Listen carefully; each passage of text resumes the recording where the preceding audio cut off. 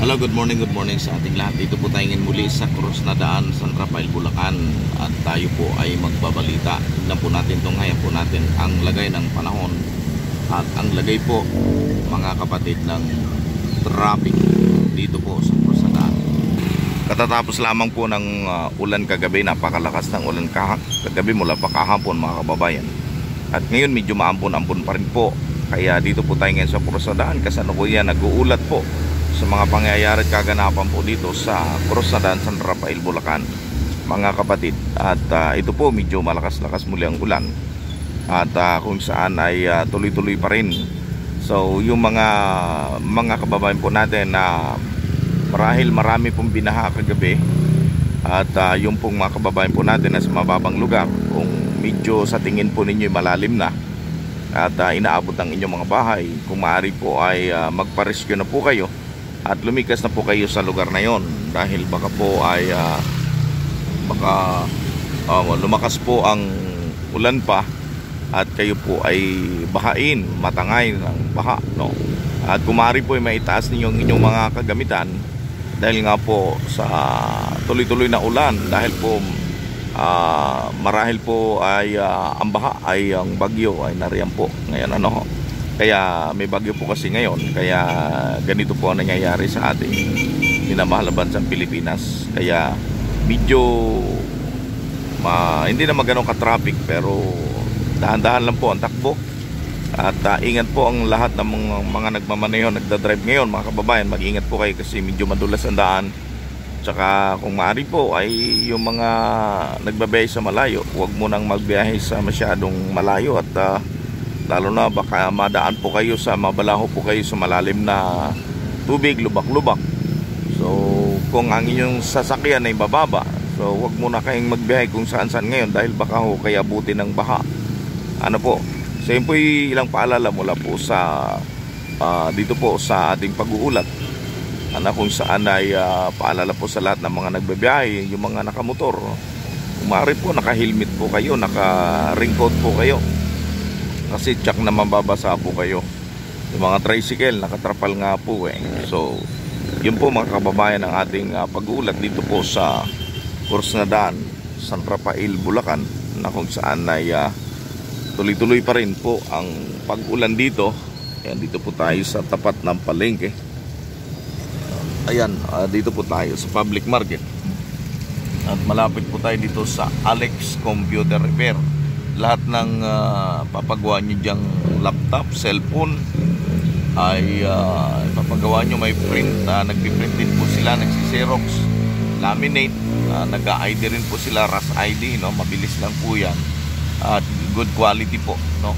So napakahusay po na magagawa yan.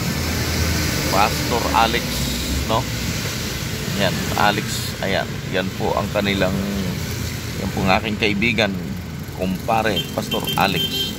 At siya rin po ay meron din pong tourist, yung pong mga pupunta sa ibang bansa ay pwede rin pong makatulong sa kanya. Ayan, mga kababayan, at tuloy-tuloy po yan. Nandito po ang gadget, nandito po ang robot.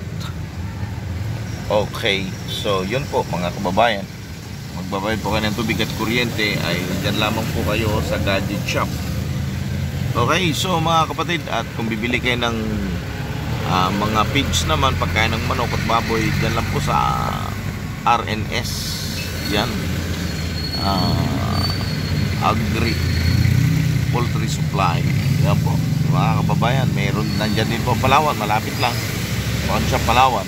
Okay, so yan, mga kababayan, maraming salamat po sa inyong panonood dito sa aking video. Kung hindi pa po kayo pag-subscribe, yun naman po, pakisubscribe po dito sa aking YouTube channel. Pakishare po sa inyong mga friend at comment. Pwede po kayo mag-comment dito. Okay, mga kababayan, maraming salamat po sa inyong panonood. At yun, tuloy-tuloy pa rin. Nandiyan pala si Rochelle. Ayan o. Rochelle, ba't ka nandyan? Ha? Bayad ng kuryente? Oo. Ayan, ninang mo sa loob eh. Saan po? Andiyan sa loob. Ano pang ginagawa? Nagpapagawa ng cellphone din. Ba't nagbibideo? Binibidyo kita, binabalita kita eh. Andiyan sa loob. Kanina pa po kayo? Ngayon lang. Ngailang minuto lang. Malingki ka pa? Ayun mga kababayan, mamalingki pa si Rochelle, oh.